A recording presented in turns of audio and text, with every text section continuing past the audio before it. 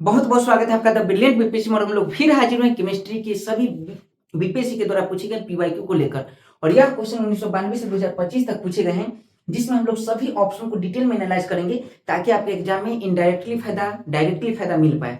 और मैं यकीन दावे के साथ कह सकता हूँ, यकीन के साथ कह सकता हूँ कि मैक्सिमम क्वेश्चन आपको डायरेक्ट फायदे मिल जाएंगे। ठीक है, अब देखिए बीपीएससी जो भी क्वेश्चन पूछी है, बीपीएससी एक आयोग है जो एग्जाम कंडक्ट करती है, ASO DSO teaching examination, civil services examination, CDPO BEO.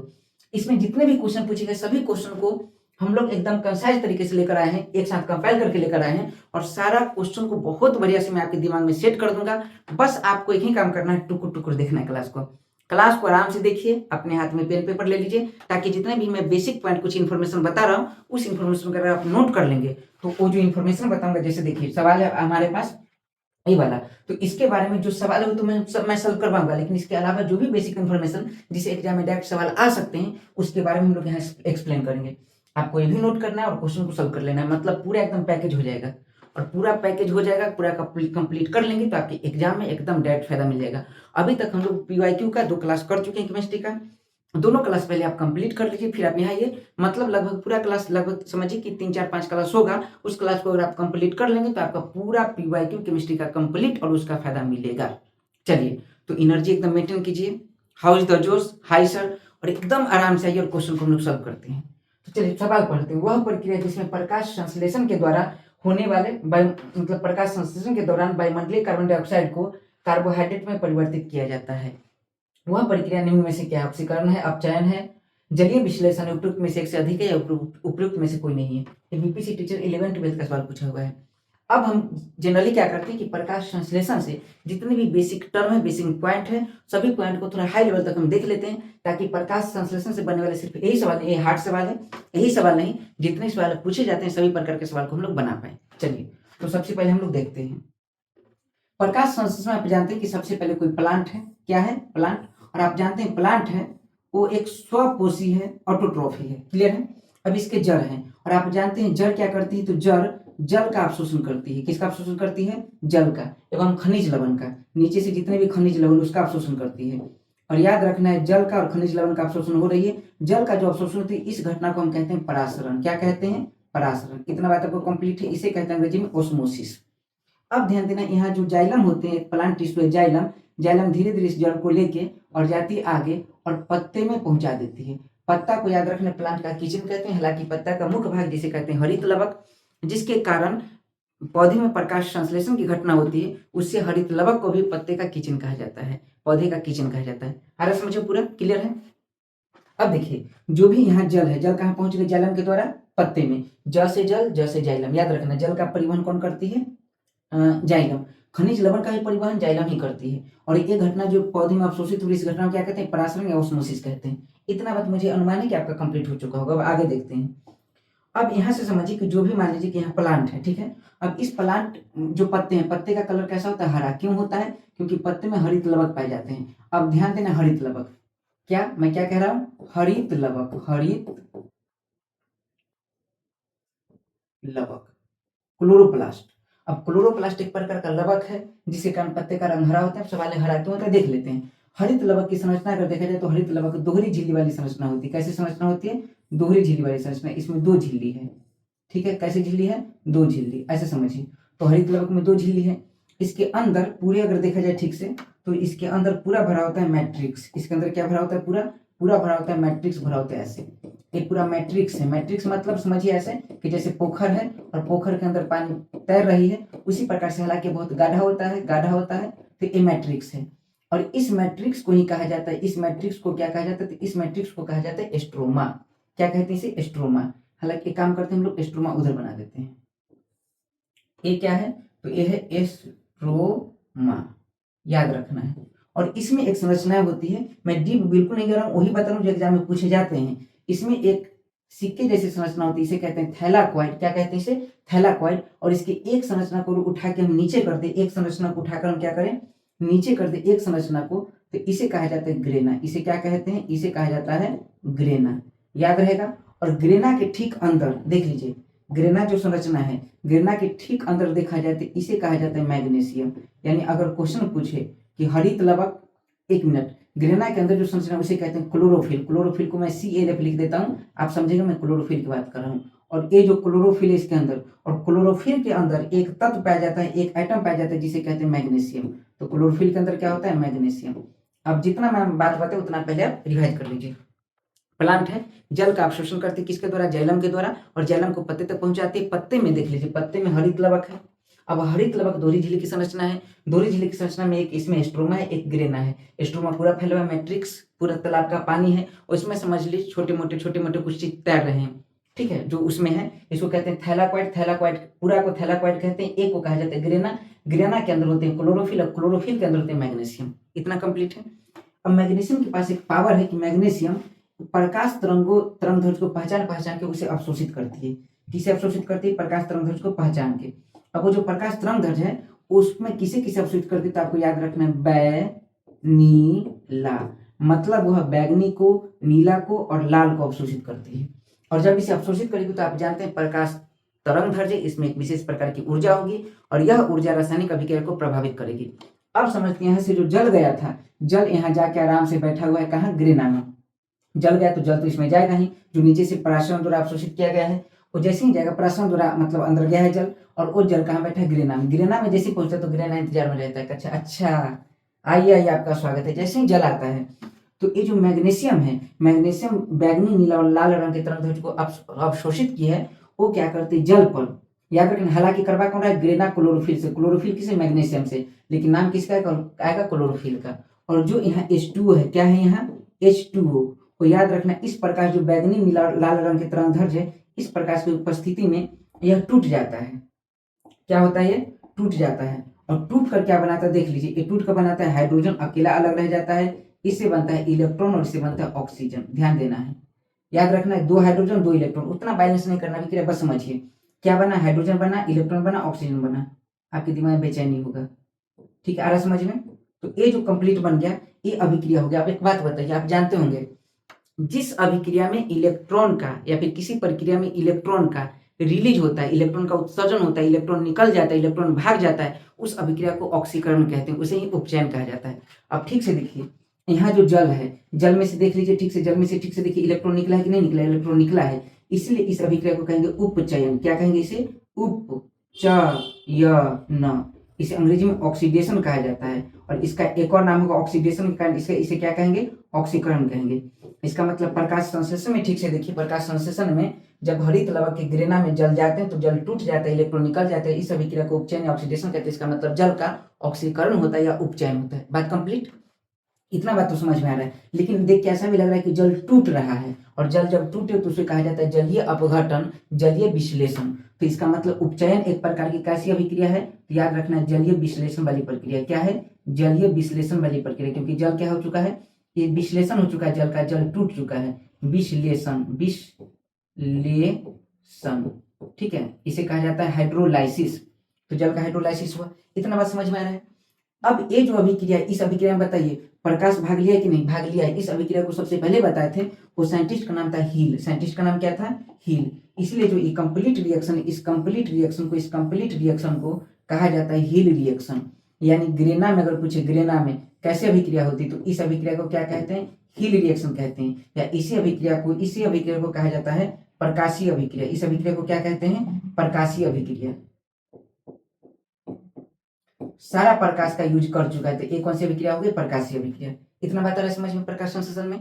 अब इसके बाद प्रकाश संश्लेषण एक बार आप अगर यहाँ से समझ लेते हैं, यकीन मानिए प्रकाश संश्लेषण से सारा सवाल बन जाएगा आपका। अब इसके बाद क्या हुआ कि ये तो प्रकाश पर यूज कर लिया, अब स्ट्रोमा चलेगा। स्ट्रोमा, अच्छा याद रखना है, ग्रेना में चलेगा H2O, लेकिन कार्बन डाइऑक्साइड स्ट्रोमा में रहता है। कार्बन डाइऑक्साइड कहाँ रहता है? स्ट्रोमा में। याद रखना है, कार्बन डाइऑक्साइड ट्रोमा में है। कार्बन डाइऑक्साइड अच्छी गैस नहीं है, अगर आपके बॉडी में ज्यादा चला जाए इफेक्ट कर सकता है, बैड इफेक्ट कर सकता है। अच्छी गैस नहीं है, वो ट्रोमा में चला गया। तो कार्बन डाइऑक्साइड जो पत्ते में गया, कहाँ चले गए हैं? स्ट्रोमा में, मैट्रिक्स में है, और H2O यहाँ गए हैं। अब ये गया तो ये कह रहा है कि अच्छा सारा लाइट को तुम यूज कर लिए, हमको कुछ नहीं मिला। तो जल कहता है अच्छा सारा लाइट को हम यूज कर लिए, तुम बेचैन हो। तो इसके बाद इसके पास जो है एनर्जी है, ठीक से देखिए क्या है इसके पास? जो भी एनर्जी है, इलेक्ट्रॉन एक प्रकार की एनर्जी है, इलेक्ट्रॉन में ऊर्जा होती है। तो ये क्या करता है, इसके बाद जो देख रहे हैं सारा कुछ सबको वहां भेज देता है, कहाँ? CO2 के पास। और सब जब CO2 के पास जाएगा तो क्या बचा यहाँ? HEO,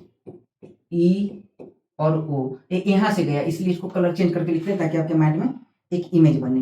तो देखिए ये तो अभिक्रिया हो गई, मतलब इस अभिक्रिया को हिल रिएक्शन या प्रकाशीय अभिक्रिया कहते हैं। प्रकाश संश्लेषण का एक अभिक्रिया प्रकाशीय अभिक्रिया, ऐसा नहीं कि प्रकाश संश्लेषण कंप्लीट अभिक्रिया प्रकाश की उपस्थिति में, नहीं, आधी अभिक्रिया प्रकाश की उपस्थिति में होती है, आधी डार्क होगा। लेकिन डार्क अभिक्रिया हो नहीं सकती क्योंकि CO2 अभिक्रिया करना चाहते हैं, इसको एनर्जी चाहिए अभिक्रिया करने के लिए। तो एनर्जी कहाँ से मिलता है, 2H plus 2 electron minus O, एक कंप्लीट जो यहाँ देख रहे हैं, कंप्लीट देख रहे हैं, ये सब वहां चला जाता है उठ के, और क्या बनाता है याद रखना, क्या जाएगा यहाँ 2H प्लस 2 इलेक्ट्रॉन माइनस और प्लस O2। हालांकि ये इतना टफ लिखेंगे तो बच्चों को हार्ड लगता है, इसलिए बुक में भी इस चीज को आसान करने के लिए, इसके जगह पर क्या लिख दिया जाता है, इसके कंप्लीट जगह पर लिख दिया जाता है H2O। और यह अभिक्रिया जब करेगा तो यही इसी से क्या मिलता है, इसको एनर्जी मिलता है, बाद में ATP वगैरह बनेगा। अब एक बात आइए, यहाँ से इलेक्ट्रॉन निकला था तो हम इसे उपचयन कहते हैं, ऑक्सीडेशन कहते हैं, लेकिन वही इलेक्ट्रॉन जाके यहाँ सट रहा है, तो इलेक्ट्रॉन निकला तो ऑक्सीकरण, और सटा तो क्या हो जाएगा, अपकरण, अपचयन। तो इसलिए इस अभिक्रिया को कहा जाता है अपचयन। क्या कहते हैं, अपचयन। और अब जो यहाँ अभिक्रिया होगा, कार्बन हाइड्रोजन ऑक्सीजन जिसे पाया जाता है उसे कार्बोहाइड्रेट कहते हैं। तो यहाँ बन जाएगा C6H12O6 प्लस, यहाँ जल भी बनेगा, प्लस ऑक्सीजन तो निकलेगा ही क्योंकि ऑक्सीजन है। अब ऑक्सीजन यहाँ से चलकर आया था, वहां निकला, ऑक्सीजन इस अभिक्रिया का नहीं है, याद रखना है। कई लोग ऐसा कहते थे कि देखो ऑक्सीजन मतलब इस अभिक्रिया का मेन टारगेट होता है कार्बोहाइड्रेट बनाना, लेकिन बन जाता है ऑक्सीजन भी, इसलिए ऑक्सीजन को बाय प्रोडक्ट कहते हैं। नहीं, बाय प्रोडक्ट मतलब ठीक बात है, बाय प्रोडक्ट मतलब जैसे याद रखना है कि आप गए कहीं और वहां मतलब जैसे होता है ना कई बार कि आप कुछ खरीदने जा रहे हैं, आप जा रहे हैं लेज खरीदने, लेकिन लेज को पॉलीथीन में को झोला में रख के दिया, तो आप झोला ऐसे ही आपको दे दिया, तो झोला आप खरीदने नहीं गए थे, आप खरीदने गए थे लेज, ठीक है, लेकिन झोला में दे दिया, तो झोला आपके लिए होगा बाय प्रोडक्ट। अरे समझ में, जो आप नहीं मतलब आपका टारगेट कुछ और है, मिल गया कुछ और, वो बाय प्रोडक्ट है। अरे समझ में, उसी प्रकार से टारगेट है, ठीक है, कार्बोहाइड्रेट बनाना, जल बनाना, ऑक्सीजन मिल गया, इसे बाय प्रोडक्ट कहते हैं। लेकिन बाय प्रोडक्ट कहने का ये रीजन नहीं, बाय प्रोडक्ट कहने का रीजन है कि देखिए ऑक्सीजन इसका टारगेट नहीं, तो ऑक्सीजन कहाँ से गया, ऑक्सीजन यहाँ से गया है, ऑक्सीजन H2O का टूटा हुआ ऑक्सीजन है और वो ऑक्सीजन यहाँ से निकला है। अरे समझ में, ऑक्सीजन किसका है, H2O का ऑक्सीजन, याद रखना है, CO2 का ऑक्सीजन नहीं है जो बाहर निकला है। तो याद रखना, इसका जो ऑक्सीजन इसे ग्लूकोज बना और H2O का जो ऑक्सीजन था ये बाहर निकला है, तो इसलिए ऑक्सीजन दूसरे का है, अलग का है, इसलिए इसे बाय प्रोडक्ट कहते हैं, प्रति उत्पाद कहते हैं। तो भी क्वेश्चन पूछा जाता है कि प्रकाश संश्लेषण का प्रति उत्पाद क्या है, तो प्रकाश संश्लेषण का बाय प्रोडक्ट है ऑक्सीजन। ये मैं नहीं सोचना कि सर कितना जल्दी में कितना क्वेश्चन करा दीजिएगा, आपको ये सीखना है कि हम कितनी बातें सीख रहे हैं, और बहुत जल्दी क्वेश्चन कंप्लीट करा देंगे। कुछ नहीं, आप, मैं चाहता हूँ कि आप खुद क्वेश्चन बना ले, इतना बात आ रहा है समझ में, इसमें कोई डाउट नहीं है। अब यहाँ क्या हुआ, अपचयन, इसी को कहते हैं रिडक्शन। क्या कहते हैं, रिडक्शन। और इसी को, इसका दूसरा नाम है अवकरण। अवकरण। एक बात बताइए, प्रकाश संश्लेषण तो हुआ, अब प्रकाश संश्लेषण में टाइम लगा, जितना भी टाइम लगा, प्रकाश संश्लेषण कितना जल्दी होगा कितना स्लो होगा, ये डिपेंड किस पे करता है, तो ये डिपेंड करता है, ये जो यहाँ सनलाइट आया था इस पर, बैगनी नीला लाल पर, इस पर डिपेंड करता है। कैसे, अगर प्रकाश संश्लेषण जो हुआ, फोटोसिंथेसिस जो हुआ, वो डिपेंड करता है किस पे, तरंगदैर्ध्य पे, जिसका तरंगदैर्ध्य ज्यादा है, अगर वो ज्यादा अवशोषित हो गया, लाल रंग का अगर प्रकाश दे रहे हैं तो उसका तरंगदैर्ध्य ज्यादा, तो प्रकाश संश्लेषण तेजी से होगा। अगर आप बैगनी रंग दे रहे हैं तो बैगनी रंग का तरंगदैर्ध्य सबसे कम है, तो प्रकाश संश्लेषण काफी स्लो होगा। तो ये रंगों पर डिपेंड करता है, कृत्रिम प्रकाश में प्रकाश संश्लेषण हो सकती है तो हो सकती है। इतना बात कंप्लीट है। अब देखिए सारा बात कंप्लीट, लेकिन याद रखना है बैगनी नीला लाल तो अवशोषित करती है मैग्नीशियम, लेकिन हरा को अवशोषित नहीं करती, मतलब सभी रंगों को अवशोषित करती है, हरा को अवशोषित नहीं करती, हरा को रिफ्लेक्ट कर देती है, और जो प्रकाश टकरा के लौटेगी वही तो दिखाई देगा, इसलिए पत्ते हरे दिखाई देते हैं। अगर क्वेश्चन पूछे कि क्लोरोफिल किस रंग को अवशोषित नहीं कर पाती, बिल्कुल अवशोषित नहीं करती, तो हरे रंग को। अब ये जो कंप्लीट अभिक्रिया हुआ, इसमें CO2 H2 अगर बैलेंस कीजिएगा तो यहाँ भी 6, यहाँ भी 6, याद रखना है, यहाँ 6 लगा हुआ है तो यहाँ 6 और यहाँ 6, और साथ में ऐसा नहीं 18 बनता है ATP, 18 क्या बनता है ATP, और साथ में 12 NADPH, ये सब एनर्जी है। और ATP को ऊर्जा का सिक्का कहते हैं, ATP को क्या कहते हैं, ऊर्जा का सिक्का कहते हैं। सबसे ज्यादा ATP माइटोकॉन्ड्रिया में पाया जाता है, इसलिए उसे पावर हाउस ऑफ सेल कहते हैं। याद रखना, ATP को एनर्जी कॉइन कहते हैं, ऊर्जा का सिक्का, ऊर्जा का मुद्रा कहते हैं। अब ये जो हमारा बन गया, ये भी क्वेश्चन पूछा था कितने ATP बनते हैं। अब ठीक से देखिए, ये क्या था, कार्बन डाइऑक्साइड अकार्बनिक पदार्थ है, और बन क्या गया, कार्बनिक पदार्थ। तो प्रकाश संश्लेषण में भी कहा जाता है कि प्रकाश संश्लेषण एक ऐसी अभिक्रिया है जिसमें अकार्बनिक पदार्थ, H2O भी अकार्बनिक पदार्थ है, अकार्बनिक पदार्थ कार्बनिक पदार्थ में बदल जाता है। ये बड़ी इंपॉर्टेंट बात है। ये भी क्वेश्चन पूछा जाता है कि प्रकाश संश्लेषण में प्रकाशीय ऊर्जा, यहाँ क्या आया था, प्रकाशीय ऊर्जा किस में बदल गई, रासायनिक ऊर्जा में बदल गई। और ये भी क्वेश्चन पूछा जाता है कि प्रकाश संश्लेषण में प्रकाशीय अभिक्रिया, ये जो ग्लूकोज है बहुत जब भारी मात्रा में ग्लूकोज बन जाएगा तो यह ग्लूकोज पूरा पेड़ में जमा हो जाता है, और पेड़ में जमा हो जाता है तो उसे कहते हैं स्थितिज ऊर्जा, पोटेंशियल एनर्जी। तो ये स्थितिज ऊर्जा के रूप में यानी स्टार्च के रूप में जमा हो जाता है, स्टार्च के रूप में जमा हो जाता है, जिस प्रकार से ग्लूकोज हमारे बॉडी में ग्लाइकोजन के रूप में जमा हो जाता है। तो एक कंप्लीट आपका प्रकाश संश्लेषण वाली अभिक्रिया हो गई। बताइए सारा बात समझ में आ रहा है। अभी जो ऑक्सीजन निकला है, ये ऑक्सीजन बिल्कुल जैसे आपको पता है कि पत्ते में रंध्र होते हैं छोटे छोटे, जैसे जहाँ से कार्बन डाइऑक्साइड आए थे, उसी रंध्र से ये जो ऑक्सीजन है ये बाहर निकल जाएंगे और इस प्रक्रिया को विसरण कहते हैं। और जल की मात्रा अगर ज्यादा हो गई तो सूर्य के प्रकाश की उपस्थिति में जल वाष्प बनेंगे, और वाष्प बन के फिर निकल जाएंगे, इसे वाष्प उत्सर्जन कहते हैं। कंप्लीट सवाल इतने। और जब ये बन गया फूड, क्या बन गया, फूड, तो पेड़ के अलग अलग भागों में इसे अगर पहुंचाना है तो पहुंचाने का काम करेगा फ्लोएम। कौन करेगा, फ्लोएम एक प्रकार का उत्तक है प्लांट का। अगर इतना आप कंप्लीट कर ले तो आप यकीन रखिए प्रकाश संश्लेषण से सारे सवाल बनने वाला बना देंगे। अब जटिल सवाल आपके सामने मौजूद है, अब ये सवाल बना के देखते हैं। क्लियर है पूरा। चलिए, वह प्रक्रिया जिसमें प्रकाश संश्लेषण के द्वारा वायुमंडलीय कार्बन डाइऑक्साइड को कार्बोहाइड्रेट में परिवर्तित किया जाता है, इसमें क्या होता है, तो देख लीजिए, इसमें ऑक्सीकरण, तो ऑक्सीकरण तो होता है, देख लीजिए यहाँ, तो ऑक्सीकरण भी हो रहा है, और अपचयन, तो अपचयन भी हो रहा है, जलीय विश्लेषण भी हो रहा है H2O का। यानी इसका जो सही आंसर होगा उपरोक्त में से एक से अधिक, ये वाला आंसर हो जाएगा डी। बताइए कोई डाउट। प्रकाश संश्लेषण पूरा कंप्लीट, कोई डाउट नहीं। अगला चलिए, अभिक्रिया जिसमें ऑक्सीकरण संख्या घटती है कहा जाता है। अभी जस्ट हम देखें ऑक्सीडेशन रिडक्शन देखें। अब इसका एक तरीका मैं बताता हूँ। जब भी ऐसा हो तो कुछ नहीं करना है, क्या है, लिख देना ऑक्सीडेशन, सट तुरंत आंसर निकालने के लिए लिख देना है रिडक्शन। अब यहां से एक ट्रिक हम यूज कर लेंगे।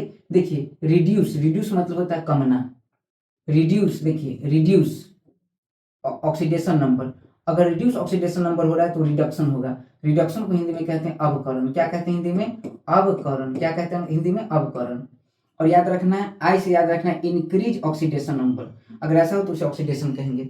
इसका एक सिंपल ट्रिक, यहाँ से बन जाएगा सवाल, आप बना के देखिए बन जाएगा, लेकिन इसका एक सिंपल ट्रिक मैं बताता हूँ। अगर ऑक्सीडेशन का पूरा गुण अगर आपको जानना है तो आप एक ट्रिक यूज करेंगे, लायन, LION। अगर कोई एलिमेंट, एटम, कोई भी अगर लॉस ऑफ हाइड्रोजन कर रहा है, एच से लॉस ऑफ हाइड्रोजन कर रहा है तो उसमें ऑक्सीडेशन हो रहा होगा। एल से याद रखना है लॉस ऑफ इलेक्ट्रॉन कर रहा है। जस्ट हम देखिए H2O प्रकाश संश्लेषण में लॉस ऑफ इलेक्ट्रॉन किया था तो हमने उसे ऑक्सीडेशन कह दिया था, उपचयन कह दिया था। ऑक्सीडेशन को उपचयन या ऑक्सीकरण कहते हैं। तो लॉस ऑफ इलेक्ट्रॉन करता है तो क्या करेगा, ऑक्सीडेशन करेगा। ओ से देखिए, आई से याद रखना है इंक्रीज ऑफ ऑक्सीडेशन नंबर, तो वो क्या करेगा, ऑक्सीडेशन करेगा। और याद रखना है मतलब निगेटिव भी अगर ऐड हो रहा है, मतलब एन से याद रखना है निगेटिव, अगर निगेटिविटी मतलब याद रखना है निगेटिव वैलेंसी अगर ऐड हो रहा है तो वो भी क्या होगा, ऑक्सीडेशन। इतना क्वालिटी है इसका, ठीक है। आप उल्टा कर दीजिए, लॉस ऑफ हाइड्रोजन तो इसमें क्या हो जाएगा, गेन ऑफ हाइड्रोजन अगर ऐसा हो रहा है। लॉस ऑफ इलेक्ट्रॉन तो इसे कह दीजिए gain of electron. Increase oxidation number है तो उल्टा क्या हो जाएगा, डिक्रीज ऑक्सीडेशन नंबर, डाउन। अच्छा, निगेटिव है तो इधर क्या हो जाएगा, पॉजिटिव। अगर पॉजिटिव अगर ऐड हो रहा है, पॉजिटिव आयन अगर बढ़ रहा है तो क्या कहेंगे, रिडक्शन कहेंगे। बस इतना बात आप याद रखते हैं तो ऑक्सीडेशन रिडक्शन से सारे सवाल आप बना लेंगे। अब सवाल पढ़िए, अभिक्रिया जिसमें ऑक्सीकरण संख्या घटती है, तो ऑक्सीकरण संख्या को क्या कहते हैं, ऑक्सीडेशन नंबर। घट रही है मतलब डिक्रीज हो रहा है तो क्या होगा इसका आंसर, अवकरण होगा, रिडक्शन होगा। अवकरण को हिंदी में और दूसरा नाम क्या है, अपचयन। क्या नाम है, अपचयन। तो इसका आंसर क्या हो जाएगा, अपचयन। कंप्लीट। अच्छा, जिस अभिक्रिया में ऑक्सीकरण अवकरण एक साथ होती, देख लीजिए प्रकाश संश्लेषण में ऑक्सीकरण अवकरण साथ हुई थी, ऐसे अभिक्रिया को रेडॉक्स अभिक्रिया कहा जाता है। क्या कहा जाता है, रेडॉक्स अभिक्रिया। अगर रेडॉक्स ऑप्शन होता तो भी हो जाता। हिंदी में कहते हैं, देखिए रिडक्शन और ऑक्सीडेशन, देखिए ना, रेड ऑक्स, अब ये नहीं कह दीजिएगा लाल बैल अभिक्रिया, रेड ऑक्स मतलब याद है किसी उपापचय, मतलब उपचयन भी हो रहा है, अपचयन भी हो रहा है, इस प्रकार के अभिक्रिया को कहते हैं। और याद रखना, प्रकाश संश्लेषण का विपरीत, ठीक विपरीत होता है, वो कौन सी अभिक्रिया है, हमारा श्वसन। और प्रकाश संश्लेषण में ऊष्मा लग रही है, क्या करें, ऊष्मा लग रही है, इसलिए यह प्रकाश संश्लेषण की बात करें तो ऊष्मा लग रही है, इसलिए यह ऊष्मा शोषी अभिक्रिया है। क्या अभिक्रिया है, ऊष्मा शोषी अभिक्रिया। इंडोथर्मिक रिएक्शन, मतलब आपको हर फेज याद रखना है, और शोषण क्या होगा उसमें छिपी अभिक्रिया। चलिए ये हो गया हमारा सॉल्व। निम्नलिखित विकल्पों में से किसी एक विकल्प में सामग्रियों को उसके कणों के बीच आकर्षण बल के बढ़ते क्रम, आप जानते हैं आकर्षण बल सबसे अधिक कहाँ होता है, ठोस में, ठोस के बाद द्रव में, द्रव के बाद गैस में। देख लेते हैं एसएलजी कॉन्सेप्ट पर। तो ठोस इसमें देख लीजिए, सबसे पहले ठोस का है, तो सूर्य में गैस है तो आंसर होगा नहीं। कलर में चेंज कर देता हूँ ताकि आपके मन में बेचैनी ना हो। वायु गैस है, आंसर होगा नहीं। नमक ठोस है, रस द्रव है, और वायु गैस है, आंसर यही होगा। खत्म। चलिए आगे देखते हैं अगला सवाल। निम्नलिखित में से कौन एक तत्व नहीं है? तत्व के 3 रूप होते हैं, धातु, अधातु, उपधातु, जानते हैं। चलिए धातु, अधातु, उपधातु, तो गैस तत्व नहीं है, कंप्लीट। अब उपधातु की संख्या कितनी है? 7, ये मैं बता चुका हूं। अब सातों उपधातु की बात करें तो एक बार मैं सातों उपधातु बता देता हूं, ये भी आपको याद रखना चाहिए। देखिए याद रखना है आज, कैसे याद रखेंगे? ऐसे ही याद रखना है आपको, आज, आज तो, एक याद रखना है, ऐसे कर याद रखिए, बोलिए मेरे साथ, आज तो लेकिन ते लिखना है, आज ते बासी सब्जी पूरी है, याद रहेगा, आज तो बासी सब्जी पूरी है। हो गया ये। अब ध्यान रखना है, ए से याद रखना है आर्सेनिक, टी से याद रखना है टिल्यूरियम, बी से याद रखना है बोरॉन, सिलिकॉन, एंटीमनी, जर्मेनियम और पोलोनियम। पोलोनियम के बारे में कहा जाता है कि जितने भी तत्व है, तत्व में सबसे अधिक समस्थानिक पोलोनियम के पास है। ठीक है, 27 समस्थानिक, अब तो और ज्यादा हो गया, अब तो और ज्यादा समस्थानिक खोजेगा, लेकिन अगर आपके एग्जाम में क्वेश्चन पूछे जाएंगे तो आपको 27 ही मारना है, क्योंकि एनसीईआरटी में 27 का ही वर्णन है। तो ये कितने हैं? अधातु, उपधातु कितने हैं? 7। ये सब क्या है? उपधातु है। बोलिए कौन से? Arsenic, tellurium, boron, silicon, antimony, germanium और पोलोनियम। इसमें से आपको याद रखना है सिलिकॉन जो है इसे आईसीटीपीस का बनाया जाता है, और याद रखना है जो अच्छे मतलब सेमीकंडक्टर होते हैं, या फिर सिलिकॉन की बात करें तो सिलिकॉन वैली आप जानते होंगे, बेंगलुरु को कहते हैं, सिलिकॉन वैली अमेरिका में है, सिलिकॉन सिटी बेंगलुरु को कहते हैं, ये भी आपको याद रखना है। जो चिप्स का जो माइक्रो चिप होता है प्रॉपर, उसमें सिलिकॉन का यूज किया जाता है, सौर पैनल में सिलिकॉन का यूज किया जाता है। और बोरॉन इसलिए आपको याद रखना है कि बोरॉन एकदम बड़ी इंपॉर्टेंट है। क्या? बोरॉन। ठीक है, इसकी खास बात यह है कि इसका बनाया जाता है अग्निरोधक। अब आप खुद सोचिए, अग्निरोधक इसका कोई वस्तु का अग्निरोधक क्यों बनाया जाएगा? जाहिर सी बात उस पर आग का प्रभाव नहीं पड़ेगा, और अग्निरोधक उसी पदार्थ का बनाया जाएगा जिसका गलनांक बहुत ज्यादा होगा। और एक खास बात मैं बताता हूँ, बोरॉन पूरे केमिस्ट्री में सबसे ज्यादा गलनांक होता है।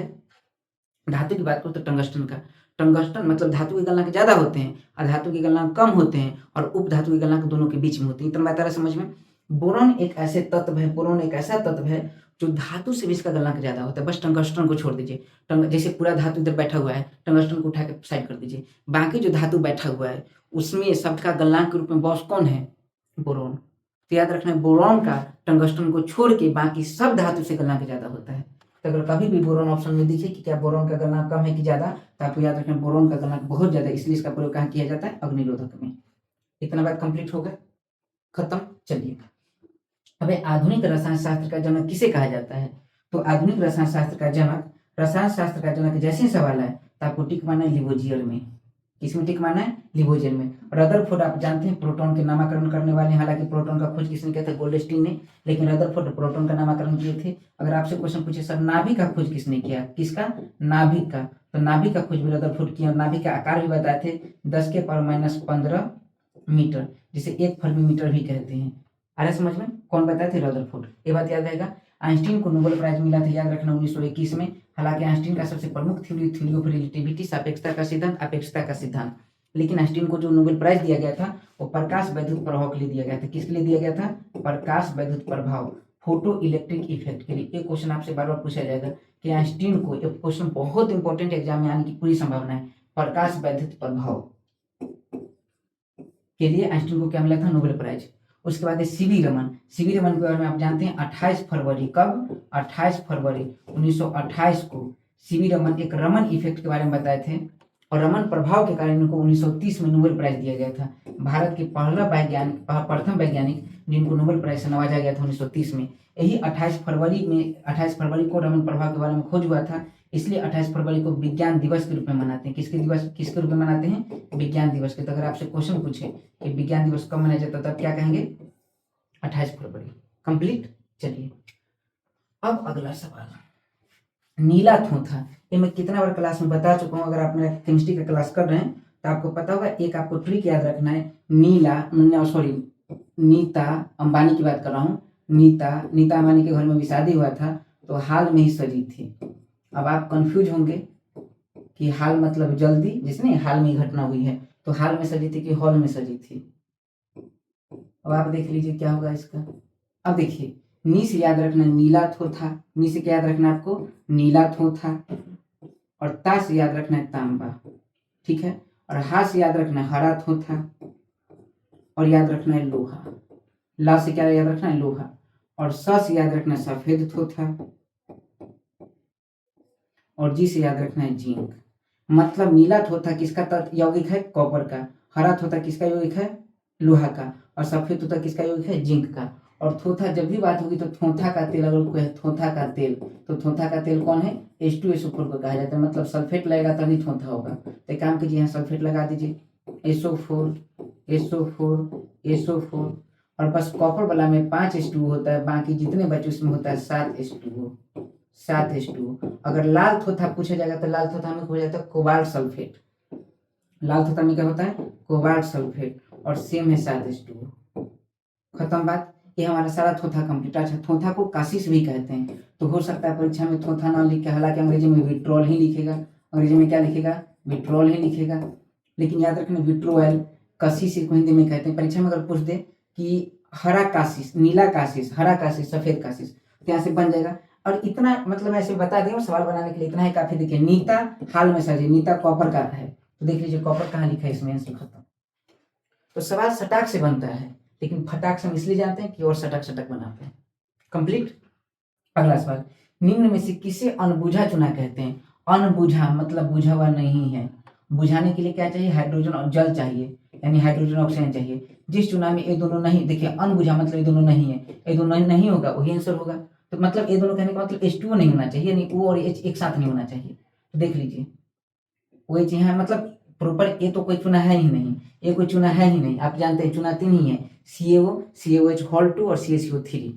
तो इसमें अनबुझा किसके आधार पर डिसाइड करते हैं, HO की डिसाइड करते हैं। HO इसमें है, अगर OH आ गया तो पानी वाला मामला है, ये बुझा देगा, तो इसलिए बुझा चुना कहते हैं, इसे कहते हैं अनबुझा चुना। कंप्लीट, याद रहेगा।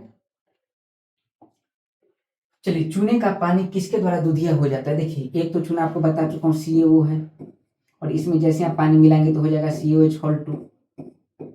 और ये याद रखना है, ये प्रॉपर क्या है, सूखा बोरा का चूना है। उसको लाए आप, और गांव में पहले दीपावली के टाइम पर दीवार की पुताई, जो दीवार है उसकी पुताई होती थी, सीओ को हम दुकान से लाते थे, उसको नाद में, जो गाय जिसमें खाते वो नाद में हम सीओ डाल देते थे, उसमें पानी डाल देते थे। फिर होती थी अभिक्रिया, उष्मा छिपी अभिक्रिया, लगातार उष्मा निकल रही है। आप ऐसा कभी कीजिएगा नहीं, कीजिएगा, खतरा से अक्षय खंड कर सकता है। तो आप ले लीजिए चूना का बोरा, उसमें हाथ डाल के छोड़ दीजिए थोड़ा देर, आपका हाथ खराब हो जाएगा। याद रखना है, क्योंकि चूना उष्मा छिपी अभिक्रिया दिखाती है नमी की उपस्थिति में, जल की उपस्थिति में। तो ये है चूना, इसे हम जस्ट अभी कहें अनबुझा चूना। और जब पानी में डाल देंगे तो क्या हो जाएगा, COH हॉल 2। COH हॉल 2 याद रखना, इसे कहते हैं बुझा हुआ चूना, क्योंकि पानी में डालने को तो उसका सारा गर्मी बुझ गया है, इसलिए क्या हो गया है, बुझा हुआ चूना। अब इसको आप पानी में डाल दिए, उसके बाद आप दीवार को पोत दिए, दीवार की पुताई करते, तो दीवार की पुताई में कौन सा चूना का यूज होता है, COH हॉल 2 का। अब थोड़ा देर बाद इसमें हवा लगेगी, हवा में कार्बन डाइऑक्साइड की मात्रा है, और यह अभिक्रिया करके बना देगी CaCO3। इसलिए ये संगमरमर का सूत्र है, इसलिए संगमरमर जैसा दीवार चमकने लगता है। तो याद रखना है, कार्बन डाइऑक्साइड किसमें मिला, इसमें, और चूने के पानी को संगमरमर जैसा बना दिया। संगमरमर कैसा दिखता है, दूध जैसा चमकीला, यानी दूधिया। तो अगर क्वेश्चन पूछे कि चूने के पानी को कौन गैस दूधिया कर सकता है, तो कार्बन डाइऑक्साइड, कार्बन डाइऑक्साइड। खत्म। आ रहा है समझ में। मुझे यकीन है कि आपको पूरा याद हो जा रहा होगा। कंप्लीट। चलिए, निम्नलिखित में से कौन सा एक सीमेंट का मुख्य घटक है। देखिए, सीमेंट की घटक की जब भी बात होगी, किसकी बात होगी, सीमेंट की घटक की जब भी बात होगी, तो मैं एक तरीका बताता हूँ, तरीका आप याद रखेंगे। सीमेंट का सारा एकदम पर्चा पर्चा फाड़ देंगे, और आपको याद रखना है चूसिए आम। क्या याद रखना है आपको, चूसिए आम जी। इज्जत दीजिए थोड़ा। और चू से याद रखना है चूना पत्थर। चू से क्या याद रखना है, चूना पत्थर, मतलब सीमेंट में सबसे भारी मात्रा में होता है चूना पत्थर। और सी से याद रखना है सिलिका। सी से क्या होता है, सिलिका। ए से होता है एल्यूमिना। एल्यूमिना क्या करता है, सीमेंट को जल्दी जमा देता है, इसलिए एल्यूमिना की मात्रा अगर ज्यादा कीजिएगा तो जल्दी जम जाएगा, और कोई सीमेंट जल्दी जम जाएगा तो सीमेंट कमजोर हो जाएगा। जितना लेट जमेगा उतना मजबूत होगा, याद रखना है। और आ से याद रखना है आयरन ऑक्साइड मतलब Fe2O3, और म से याद रखना है मैग्नीशियम ऑक्साइड या मैग्नीज ऑक्साइड, हालांकि मैग्नीशियम ऑक्साइड ज्यादा मात्रा में होता है। और जी से याद रखना है जिप्सम। जिप्सम का सूत्र मैं कितना बार बता चुका हूँ, जिप्सम का सूत्र होता है CaSO4 इंटू 2H2। ये जिप्सम क्या करता है, सीमेंट को धीरे धीरे जमाता है, धीरे धीरे। और धीरे धीरे अगर आप बहुत आराम आराम से पढ़िएगा, आपके दिमाग में वो ज्ञान बहुत लंबा टाइम तक रहेगा। जल्दी का काम शैतान का होता है, शैतान मतलब आया गया। तो जिप्सम क्या करता है, जिप्सम याद रखना है धीरे धीरे जमाता है। देखिए जैसे जिप्सम जैसे जमाता है आराम से, धीरे धीरे, तेजी से नहीं, इसलिए सीमेंट को मजबूत, मतलब सीमेंट अगर धीरे धीरे जमा तो मजबूत होगा। इतना बात आ रहा है समझ में। अब एक बात समझिए, सीमेंट का तो मुख्य घटक यहाँ से आप जान जाइएगा। सबसे ज्यादा सीमेंट में क्या होता है, चूना पत्थर, उसके बाद सिलिका, उसके बाद एल्यूमिना, उसके बाद आयरन ऑक्साइड, उसके बाद मैग्नीशियम ऑक्साइड, मैग्नीज ऑक्साइड, उसके बाद जिप्सम। लेकिन चूना पत्थर सीमेंट कहते किसको है, तो याद रखना है कैल्शियम सिलिकेट या फिर एल्युमिनियम सिलिकेट। कैल्शियम के क्या हो गए सिलिकेट, या एल्युमिनियम के सिलिकेट, या एल्युमिनियम के सिलिकेट। कैल्शियम के कोई सिलिकेट हो सकता है, die calcium silicate, try calcium silicate, उसके बाद मतलब मोनो कैल्शियम सिलिकेट, कोई भी हो सकता है। तो ये सब अगर हो जाए प्रॉपर, इसको कहते हैं सीमेंट। सीमेंट की अगर बात करें तो सीमेंट का जमना एक प्रकार की रासायनिक अभिक्रिया, रासायनिक चेंज है, रासायनिक परिवर्तन है। कितना बात कंप्लीट। अब बताइए मुख्य घटक क्या होगा। मुख्य घटक जब भी होगा तो कोई एक होगा जिसकी मात्रा ज्यादा होती है। 60%, 60 से 70% चूना पत्थर होता है इसमें, तो इसका मुख्य घटक क्या होगा, चूना पत्थर। ऐसा नहीं कि सर इसमें सिलिका भी, जिप्सम भी, तो ग्रुप में से कोई एक अधिक में मार दे, नहीं, कौन होगा, चूना पत्थर।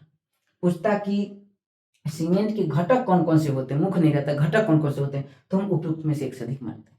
कंप्लीट। अगला सवाल, एक कार बैटरी में प्रयुक्त विद्युत अपघट होता है। अब बैटरी अम्ल में 50 बार बता चुका हूं, बैटरी अम्ल है H2SO4, ये बैटरी अम्ल है। अब H2SO4 के बारे में कुछ बात जान लेते हैं। H2SO4 बनाने की दो विधि होती है। एक होता है जिसे कहते हैं लेड चेम्बर विधि, जिसे कहते हैं सीसा कक्ष विधि। क्या कहते हैं, सीसा कक्ष विधि, ठीक है। इसमें उत्प्रेरक का यूज किया जाता है NO, नाइट्रिक ऑक्साइड। लेकिन अगर बात करें एक बहुत इंपॉर्टेंट है संपर्क विधि। अगर क्वेश्चन पूछे संपर्क विधि में, कौन सी विधि में, संपर्क विधि से अगर सल्फ्यूरिक अम्ल बनाना है, उसमें कैटलिस्ट हम क्या यूज करते हैं, तो देखिए संपर्क विधि के बारे में सबको पता है, बहुत फेमस विधि है, तो पता है सबको, तो प्लेटिनियम, ये बात याद रखेंगे आप। अब कार, इसे क्या कहते हैं, बैटरी अम्ल कहते हैं, इसे गंधका अम्ल कहते हैं, इसे मतलब क्या बोलते हैं उसको, तेल, थोथा का तेल कहते हैं, कशिश का तेल कहते हैं, जस्ट यही बताया हूँ। तो H2SO4 इंपॉर्टेंट है। तो कार की बैटरी में प्रयुक्त विद्युत अपघट क्या होगा, सल्फ्यूरिक अम्ल। खत्म। चलिए, कार की बैटरी में प्रयोग होने वाला अम्ल वही सवाल पूछ दिया फिर से, सल्फ्यूरिक अम्ल। बाकी कोई अम्ल का यूज नहीं होगा। चलिए, पीतल के बर्तनों को कलाई करते समय गर्म बर्तन की सफाई के प्रयोग किए जाने वाले अमोनियम क्लोराइड चूर्ण। देखिए जैसे मान लीजिए पीतल की बर्तन है, ऐसे इसका कलाई करना है, कलाई करने से पहले सफाई करते हैं, वो करना है प्रॉपर, तो उसमें कुछ नहीं किया जाता है, एक कंपाउंड लिया जाता है NH4Cl, इसे कहा जाता है नौसादर। क्या कहते हैं इसे, नौसादर। और इसीलिए क्या क्या कीजिए, आप गर्म कर दीजिए। जैसे आप इसे गर्म करेंगे तो दो भाग में टूट जाएगा, एक टूटेगा NH3, और NH3 हॉट रहता है, गर्म NH3 मतलब अमोनिया का धुआं, गर्म धुआं। और एक होता है, देखिए NH3 इधर गया तो एक इसका बच गया, NH3 तो 3 इधर गया तो एक बच गया, ये हो गया HCl। HCl भी कैसा, तो याद रखना HCl का भी धुआं और अमोनिया का भी क्या धुआं, इसका भी क्या धुआं। और यह धुआं पूरे गंदगी को साफ कर देता है, कलर करने से पहले साफ किया जाता है, इसी से साफ किया जाता है। तो पीतल के बर्तनों को साफ करते समय क्या, अमोनिया और हाइड्रोक्लोरिक अम्ल, अमोनिया और हाइड्रोक्लोरिक एसिड का धुआं निकलने वाला धुआं क्या है, तो अमोनिया हाइड्रोक्लोरिक एसिड का धुआं। कंप्लीट। अगला सवाल है, सोने को घोला जा सकता है, तो सोने को किस में घोला जा सकता है, सोना को घोलने के लिए हम जानते हैं क्या है, अम्लराज। अम्लराज का फॉर्मूला है 3HCl प्लस HNO3। ये मैं कई बार बता चुका हूँ। इसका अनुपात एग्जाम पूछा जाएगा, 3 अनुपात 1 होता है, HCl HNO3 का पूछे तो, लेकिन उल्टा पूछ दे, HNO3 HCl का अनुपात हो जाता है 1:3। क्लियर है। इसी को रॉयल वाटर कहते हैं, इसे क्या कहते हैं अंग्रेजी में, रॉयल वाटर कहते हैं। इसी को शाही जल कहते हैं, इसी को अम्लराज कहते हैं, इसी को अम्लराज कहते हैं, इसी को एक्वा रेजिया कहते हैं, एक्वा रेजिया कहते हैं, याद रखना है। ठीक। अब इतना तो कंप्लीट है। अब देख लीजिए इसमें से सोने को घोला जा सकता है तो 3HCl प्लस HNO3 दोनों रहना चाहिए, अकेले में कभी नहीं घुलेगा। तो देखिए सल्फ्यूरिक अम्ल अकेला है, नाइट्रिक अम्ल अकेला है, सल्फ्यूरिक अम्ल नाइट्रिक अम्ल ऐसा दिया, इसमें ये ऑप्शन दिया ही नहीं है। तो एक काम कर सकते हैं, क्वेश्चन तो सही नहीं है लेकिन हम लोग नाइट्रिक अम्ल के साथ H2SO खोले तो थोड़ा सा पावरफुल हो गया, इसमें टिक मार के काम चला सकते हैं। हालांकि जब ये क्वेश्चन आएगा प्रॉपर मतलब आया होगा तो सभी बच्चों को इसका नंबर मिला होगा जो जो क्वेश्चन को टच किए होंगे। कंप्लीट। चलिए अगला सवाल, CO समूह का अबंध क्रम क्या है? Bond order. देखिए बॉन्ड ऑर्डर जब भी निकालना हो तो एक आसान तरीका बताता हूँ, ठीक है? थोड़ा मोड़ा आपको केमिस्ट्री आना चाहिए, मतलब बस अगर आपको तत्व का परमाणु संख्या याद है तो आप निकाल लेंगे। बॉन्ड ऑर्डर निकालने का तरीका मैं बता रहा हूँ, आप आराम से क्या कीजिए, मतलब लिख लीजिए, मतलब मैं बताता हूँ, लिखिए 10, 11, 12, 13, 14, 15, 16, 17, 18, 19, 20, ज्यादा नहीं, लिख लीजिए। पीछे भी चलिए थोड़ा सा, 9, 8। अब ध्यान दीजिए क्या ऊपर क्या लिखे हैं? 9 और 8। अब देखिए जो यहाँ 14 आपको दिख रहा है, क्या दिख रहा है? 14, इसके सामने लिख दीजिए 3 और 3 से आधा आधा कम कर दीजिए, तो इसका क्या होगा? 3 से आधा कम करेंगे तो 2.5, इससे आधा कम करेंगे तो 2, इससे आधा कम करेंगे तो 1.5, इससे आधा कम करेंगे तो 1, इससे आधा कम करेंगे तो 0.5, इससे आधा कम करेंगे तो 0। कंप्लीट। वैसे ही 15 की मतलब 14 के बाद भी कीजिए, बहुत तेजी में आप कर लेंगे तो कितना हो जाएगा? 2.5, घटाने का मन नहीं करता तो उल्टा लिखते चल जाइए, क्या होगा? 2, फिर क्या होगा? 1.5, फिर क्या होगा? क्योंकि घटा तो ऊपर चुके हैं, 1, फिर क्या होगा? 0.5 और फिर क्या होगा? 0। इतना दिया हुआ है, मतलब इतना हम लिख लिए, हालांकि इसी के आसपास से सवाल आएगा तो। अब कार्बन मोनोऑक्साइड के समूह का अबंध क्रम क्या है? कार्बन मोनोऑक्साइड में बॉन्ड ऑर्डर क्या है? बॉन्ड ऑर्डर निकालने का फॉर्मूला हो तो आप नहीं सीख पाएंगे, अगर आपको केमिस्ट्री अच्छे से आता है तो समझ पाएंगे उसे। हम इस तरीका से बहुत आसानी से निकाल सकते हैं।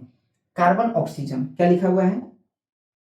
Carbon oxygen. अब देख लीजिए कार्बन में और ऑक्सीजन में, कार्बन में इलेक्ट्रॉन कितने होते हैं? कार्बन का परमाणु संख्या 6, तो इलेक्ट्रॉन की संख्या 6, और ऑक्सीजन का परमाणु संख्या 8, तो मतलब जोड़ देंगे दोनों को तो कितना होगा इसमें इलेक्ट्रॉन की संख्या? 14। अब खोजिए इसमें 14 कहाँ है? तो 14 यहाँ है, 14 के सामने कितना है? 3, तो इसका कितना हो गया? 3। अब बताइए, एकदम बेसिक जानकारी बन गया कि नहीं? ये याद रखने, ऐसे सवाल IIT में आते हैं, मतलब हाई लेवल के सवाल है, मेडिकल में आते हैं। ये क्लियर है पूरा? मान लीजिए अगर आपके एग्जाम में पूछ दीजिए O2 का बॉन्ड ऑर्डर बताइए, कुछ नहीं करना है, O2 2 है, एक ऑक्सीजन में 8, तो 2 ऑक्सीजन में कितना हो गया? 16, तो 16 के सामने वाला आंसर हो जाएगा। 16 देखिए कहाँ है, इसका बॉन्ड ऑर्डर कितना हो जाएगा? 2। क्लियर है? तो मुझे लगता है आप कैसा भी सवाल है तो बना पाएंगे। क्लियर है? आगे भी आप जा सकते हैं, आगे 7 कम करते जाइए। चलिए तो बताएंगे तरीका, आगे भी कुछ है तरीका, लेकिन हालांकि यहाँ से सवाल आपके बन जाएंगे। यूरेनियम में से क्या बनता है? तो यूरेनियम से क्या बनता है? तो यूरेनियम से चम्मच नहीं बनाएगा, कौन बनाएगा चम्मच? दवाई या नहीं, ये तो जान लेने वाला चीज है। बिजली, हाँ। पैसा तो बना सकते हैं, पैसा तो आप किसी चीज से बना सकते हैं। चलिए अगला सवाल, पानी में घुलने पर उसे कठोर बनाने वाला यौगिक है। अब ये समझने के लिए एक काम करना है, हमें एक कंसेप्ट पढ़ना पड़ेगा, कठोर जल। अब कठोर जल ऐसा नहीं है कि वो एक गिलास में लेके अगर किसी को पिला दें तो उसका मुंह कान फूट जाएगा, ऐसा नहीं। कठोर जल का क्या मतलब देख लीजिए, जैसे जल 2 प्रकार का होता है और एक जल है जिसे कहते हैं कठोर जल, इसे कहते हैं हार्ड वाटर। इसका मतलब वैसा लवण, वैसा जल जिसमें लवण की मात्रा बहुत ज्यादा हो जाए, खारा पानी, जल में नमक की मात्रा बहुत ज्यादा हो जाए, लवण की मात्रा बहुत ज्यादा, उसी को कठोर जल कहते हैं। ठीक है, अब कठोर जल है। अब कठोर जल है क्यों? तो पहली बात, इसमें जल तो होगा, इतना बात श्योर है, लेकिन जल में अगर कुछ लवण की मात्रा बढ़ जाए, अब कौन सी लवण की मात्रा? अगर उसमें याद रखना है कैल्शियम हो या मैग्नीशियम हो, क्या हो? कैल्शियम मैग्नीशियम में से कोई हो सकता है, ऐसा नहीं कि कैल्शियम मैग्नीशियम, कैल्शियम मैग्नीशियम में से कोई हो सकता है। अगर कैल्शियम मैग्नीशियम का अगर बाइकार्बोनेट हो, क्या हो? बाइकार्बोनेट हो, या कैल्शियम मैग्नीशियम का सल्फेट हो या फिर क्लोराइड हो। मतलब कहने का, अगर CaHCO3 लिखा हो, अगर जल में घुल गया तो भी जल कठोर हो जाएगा। अगर मैग्नीशियम HCO3 है तो भी जल कठोर हो जाएगा। याद रखना है, कैल्शियम सल्फेट हो, SO4 सल्फेट हो तो भी जल कठोर हो जाएगा। अगर याद रखना मैग्नीशियम सल्फेट हो तो भी जल कठोर हो जाएगा, कैल्शियम क्लोराइड हो तो भी जल कठोर हो जाएगा, मैग्नीशियम क्लोराइड हो तो भी जल कठोर हो जाएगा। इस बात को याद रखना है। अब कई बच्चे हो सकते हैं यहाँ से कंफ्यूज है कि सर ऊपर कैल्शियम लिखे नीचे कैल्शियम। मैं कह रहा हूँ कैल्शियम के कार्बोनेट बाइकार्बोनेट या मैग्नीशियम के बाइकार्बोनेट या फिर कैल्शियम के सल्फेट या कैल्शियम मैग्नीशियम के सल्फेट या फिर कैल्शियम मैग्नीशियम क्लोराइड, कुछ भी हो सकते हैं। दिमाग में आ रहा है समझ में? फिर से देखिए, जल के कठोर होने के क्या कारण हो सकते हैं? तो कैल्शियम मैग्नीशियम कोई तत्व हो सकता है, कैल्शियम या मैग्नीशियम के बाइकार्बोनेट हो या कैल्शियम मैग्नीशियम के सल्फेट हो या क्लोराइड हो। कंप्लीट ऐसा कहीं है। अगर जल में घुल जाए तो याद रखना जल क्या हो जाएंगे? कठोर। बस ऊपर नीचे क्यों लिखे? तो ऊपर नीचे इसलिए लिखे हैं क्योंकि याद रखना जल की कठोरता भी दो प्रकार के होते हैं। अगर HCO3 घुल जाए तो HCO3 बेचारा कमजोर प्रकार का होता है, इसको थोड़ा सा गर्म कर दो, इसका बॉन्ड टूट के उड़ जाएगा। इसका मतलब यह अस्थायी कठोरता है। तो जल का एक प्रकार होता है जिसे कहते हैं अस्थायी कठोरता। क्या कहते हैं इसे? अस्थायी कठोरता। तो अगर आपसे क्वेश्चन पूछे एग्जाम में कि जल के अस्थायी कठोरता का क्या कारण है, तो हम कहेंगे कैल्शियम या मैग्नीशियम के बाइकार्बोनेट। क्लियर है? लेकिन अगर मान लीजिए कैल्शियम के सल्फेट, मैग्नीशियम के सल्फेट या कैल्शियम के क्लोराइड या मैग्नीशियम के क्लोराइड के कारण अगर कठोरता आया है तो ये बहुत थेथर किस्म का कठोरता होता है। इसे गर्म करने से आप दूर नहीं कर सकते हैं। और इस प्रकार की कठोरता को कहते हैं अस्थायी कठोरता, मतलब परमानेंट हार्डनेस। तो अगर आपसे एग्जाम में पूछे कि अस्थायी कठोरता किसके कारण होता है, बता देंगे। अस्थायी कठोरता किसके कारण बता देंगे। आ रहा है समझ में? अब अस्थायी कठोरता को गर्म करके हम दूर कर सकते हैं, लेकिन अस्थायी कठोरता को गर्म करके हम दूर नहीं कर सकते हैं। लेकिन क्या सिर्फ गर्म करने से ही दूर होगा? तो देखिए, इसको या तो आप गर्म करके दूर कर सकते हैं या फिर एक विधि जिसे कहते हैं कलार्क विधि। कौन सी विधि? कलार्क विधि। कलार्क विधि में कुछ नहीं करना है। ये जो पानी है, अस्थायी कठोरता वाला पानी है, मतलब अगर पानी में कैल्शियम के बाइकार्बोनेट या मैग्नीशियम के कार्बोनेट बाइकार्बोनेट घुले हुए हैं, अस्थायी कठोरता है, तो उसमें कुछ नहीं कीजिए, आप चूना CaO अनबुझा हुआ चूना लीजिए और डाल दीजिए। थोड़ा देर बाद सारा चूना उसके सारे लवण को खींच के एक जगह जमा कर देगा, ऊपर आके तैरने लगेगा और ऊपर वाला फेन को छान दीजिए। जो जल बचा वो जल में से खराबपन दूर हो चुका है और जल हो गया मृदु वाटर। आ रहा है समझ में? क्लार्क विधि से, क्लार्क विधि में क्या करते हैं? चूना मिलाते हैं। लेकिन सवाल है अगर अस्थायी कठोरता ना हुआ तो अगर अस्थायी कठोरता है तो अस्थायी कठोरता में बता चुका हूं मैं, जियोलाइट एक कंपाउंड होता है। क्या होता है? जियोलाइट। वो आप इसमें मिला दीजिए, जियोलाइट मिला के गर्म कर दीजिए, तो इसके अस्थायी कठोरता मतलब अस्थायी कठोरता calcium sulphate, magnesium sulphate, calcium chloride, magnesium chloride किसी को भी अवशोषित करके और जल की कठोरता को दूर कर देगा। कौन? जियोलाइट। हालांकि ज्यादा अच्छा कंपाउंड होगा सोडियम जियोलाइट। जियोलाइट का फॉर्मूला मैं बता चुका हूँ, आलसीओ, एक बार बता दिया था मैं, आलसीओ और XH2O। अब आलसीओ में कितना? तो 228, Al2Si2O8XH2O। अगर ए मिला के आप जियोलाइट मिला के गर्म कर दे तो उसका अस्थायी कठोरता दूर हो जाएगी। अब सवाल है कि हम देख कर सर कैसे जानेंगे कि कौन अस्थायी कठोरता है, कौन अस्थायी कठोरता है? नहीं पता चला तो कुछ नहीं, पता नहीं करना। मैं एक ऐसा कंपाउंड बताता हूँ, आपको पता ही नहीं करना कि अस्थायी कठोरता है कि अस्थायी कठोरता है। उसका नाम है सोडियम कार्बोनेट। क्या नाम है उसका? Sodium carbonate. धोबा सोडा आप जानते हैं, इसको ले लीजिए। ठीक है, इसको क्या कीजिए? ले लीजिए। और कोई पानी अस्थायी कठोरता हो, अस्थायी कठोरता हो या अस्थायी कठोरता कोई उसमें डाल के गर्म कर दीजिए, ये दोनों प्रकार की कठोरता को दूर करता है। बस जितना मैं बता दिया, कठोरता से कभी भी इससे बाहर सवाल नहीं आएगा। लेकिन एक सवाल अभी हाल में नया सवाल आया, वो नया है नहीं, पुराना सवाल है, हालांकि बीपीएससी में नहीं पूछा गया था अभी तक। तो वो सवाल है कि अस्थायी कठोरता को दूर करने के लिए एक और कंपाउंड जिसका नाम है पोटेशियम क्लोराइड से भी अस्थायी कठोरता को हम दूर कर सकते हैं। तो अगर इतना कंप्लीट कर लें तो आपका पूरा PYQ जो है जो इस सवाल को बना सकते हैं। बताइए, पानी में घुलने पर उसे कठोर बनाने वाला यौगिक, यानी पानी को कठोर बनाना है, ठीक है, जल कठोर बनाना है, तो बताइए कौन बना रहा होगा? तो CaCO3, COCO2, ऐसा तो कुछ नहीं है, तो आंसर होगा नहीं। MgSO4, MgSO4 हो सकता है CaHCO3, CaHCO3, वो दो आंसर है, तो क्या कहेंगे? उपरोक्त में से एक से अधिक। कंप्लीट? कोई डाउट? एकदम बढ़िया समझ में आ रहा है? चलिए अगला सवाल, क्षारीय बेसिक लेड कार्बोनेट का व्यावहारिक नाम। देखिए सफेद, आप उजला कलर का पेंट देखे होंगे, वो सफेद कर देता है सभी चीज को। जैसे दीवार पे अगर आप उस पेंट को मार देंगे तो ऐसा लगेगा कि पूरा सफेद हो गया, सफेदा जैसा हो गया, इसलिए इसको सफेदा कहते हैं। क्या कहते हैं इसे? सफेदा कहते हैं, सफेदा। इसका फॉर्मूला होता है, देखिए, क्षारीय बेसिक लेड कार्बोनेट, तो लेड है, ठीक है, ये क्षारीय भी है और याद रखना है कार्बोनेट भी है। इसको क्या कहते हैं? इसको सफेदा कहते हैं, तो सफेदा से व्हाइट लेड, ठीक है। इसे चाइनीज व्हाइट कहते हैं, लंदन व्हाइट कहते हैं, क्योंकि यह पेंट का आविष्कार ही लंदन में हुआ था और चीन में हुआ था। कंप्लीट है, मतलब दोनों जगह उपयोग ज्यादा हुआ था। आविष्कार तो खोज तो कहीं एक ही जगह, खोज नहीं, आविष्कार बनाया गया था। चलिए अगला सवाल है यहाँ, ये सवाल हार्ड नहीं है, आपको हार्ड लग रहा होगा, बहुत आसान सवाल है। निम्नलिखित में से किसका वजन सबसे अधिक है? वजन देखना है। अब एक बात बताइए, देखिए क्या लग रहा है कि वजन किसका अधिक होगा। देखिए भारी भरकम है लेकिन इसका अमाउंट बहुत कम है। ये देखिए छोटा सा है लेकिन अमाउंट इसका ज्यादा मोटा सा है, और ये मोटा सा भी, इसका अमाउंट भी ज्यादा सा है। तो जाहिर सी बात है आंसर यही होना चाहिए। ठीक है, लेकिन हम निकाल के देख लेते हैं। जिस समय एग्जाम में होता है तो प्रॉपर में इसी में टिक मार के आ जाता है।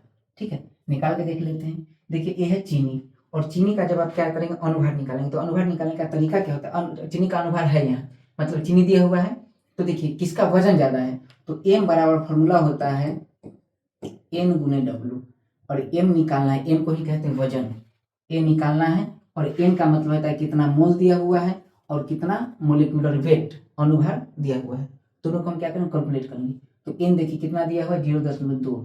तो कुल मिला के फॉर्मूला पर क्या रखेंगे हम, फाइनली डायरेक्ट निकाल लेते हैं। इस फॉर्मूला को हम यहाँ गोल करके लिखते हैं। देखिए सुक्रोज का C12H22O11। अगर आप चीनी का अनुभार निकालते हैं तो लगातार निकालते हैं प्रैक्टिस में, मुझे तो याद है सबका अनुभार, प्रैक्टिस से बना, मतलब लगातार पढ़ाता रहता हूँ तो याद हो जाता है। C12H22O11 का 342 होता है अनुभार।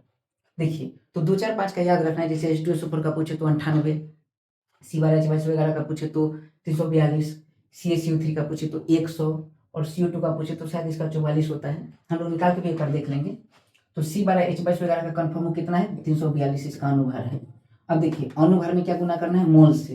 तो इसमें गुना करेंगे 0.2 से, तो इसका क्या निकल जाएगा, मास निकल जाएगा। ठीक है, तो 0.2 से गुना करेंगे तो नॉर्मली देख लीजिए, हटाएंगे तो बटा में 10, यानी भाग देंगे तो 34.2, और 34.2 में 2 से गुना करेंगे तो आंसर क्या हो जाएगा, 68.4, यानी 68 के आसपास इसका वजन होने वाला है।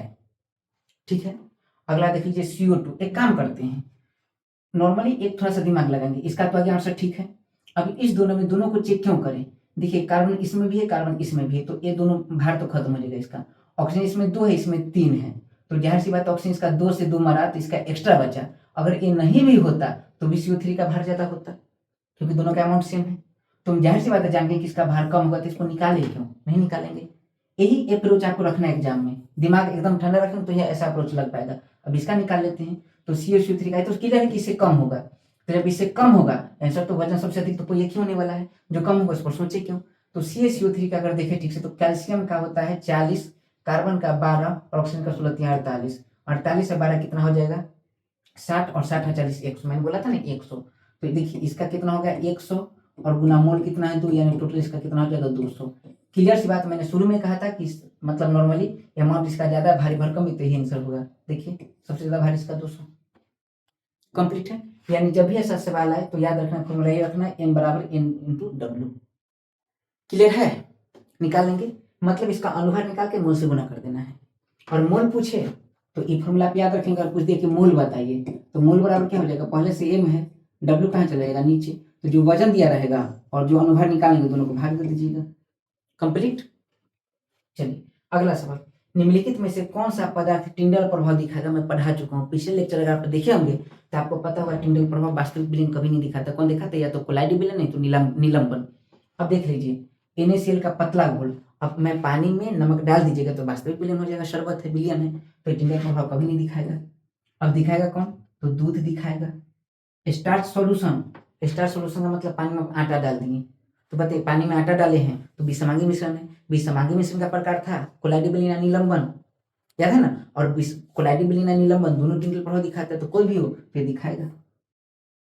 स्टार्च मतलब आटा, ठीक है, गेहूं का, मैंने भी जस्ट बताया ना कि पेड़ का जो टहनी होता है ना उसमें स्टार्च जमा होता है। उपयुक्त में से एक से अधिक, तो आंसर क्या होगा, उपयुक्त में से एक से अधिक। मुझे पूरा यकीन है आपको पूरा याद हो रहा होगा। ठीक है, मैं बहुत आराम से इसे सिखा रहा हूँ। केमिस्ट्री है, केमिस्ट्री विषय बड़ी बेवफा, कभी भी पढ़ो कभी सफा। ठीक है, चलिए, लोहे का विशुद्धतम रूप है। ये क्वेश्चन तो सर में दर्द कर देता है, बच्चों को याद करते रहते हैं, भूल जाते हैं। मैं एक तरीका बताऊंगा, और एक तरीका से मजा आ जाएगा, सारे सवाल बनेंगे सिर्फ इस टाइप का सवाल। तो चलिए, लोहे का विशुद्धतम रूप मतलब प्योरेस्ट फॉर्म ऑफ आयरन। तो लोहे का विशुद्धतम रूप पूछेगा तो बताइए, लोहा की कढ़ाई में कौन कौन कढ़ाई पनीर खाए हैं, खाएं, बहुत मजा आया होगा। ठीक है, आगे जब भी आप खाएंगे तो आप मुझे याद करेंगे, क्योंकि मैं भी बहुत खाता हूँ। देखिए, तो लोहे का विशुद्धतम रूप है, प्योरेस्ट फॉर्म लोहा का है। तो आपको अगर लोहा का जब भी पूछे, कहीं देखिए हलवा लोहा, कच्चा लोहा, पिटवा लोहा, कौन शुद्ध है, किसमें कार्बन की मात्रा ज्यादा है, किसमें कम है, तो आपको कुछ नहीं करना है, एक लाइन लिख देना, क दूसरा कलर ले लेते हैं जहां से साफ साफ दिखे। तो एक कलर लेते हैं कौन सा, कढ़ाई में, लोहे की कढ़ाई में, तो लोहा का सवाल है, और कढ़ाई में क्या खाना है, पनीर खाना है, बस। अब देखिए स से सबसे पहले हो गया, क से याद रखना कच्चा लोहा, कौन सा लोहा, कच्चा लोहा। ढ से याद रखना ढलवा लोहा। ई से याद रखना इस्पात, इस्पात मतलब आपको पता होता है क्या होता है, स्टील। और प से याद रखना पिटवा लोहा, पिटवा लोहा। अब जैसे जैसे आप ऊपर से नीचे की तरफ आ रहे हैं या इधर से इधर की तरफ जा रहे हैं, वैसे वैसे कार्बन की मात्रा क्या हो रही, घट रही है। और कार्बन की मात्रा ज्यादा होगी तो पदार्थ अशुद्ध होगा, कार्बन की मात्रा कम होगी तो पदार्थ शुद्ध होगा, याद रखना है, क्लियर है। क्योंकि लोहा की बात है, और अब लोहा की सोचिए ठीक से, तत्व शुद्ध पदार्थ है, क्यों, क्योंकि उसमें मिश्रण नहीं होता किसी पदार्थ का।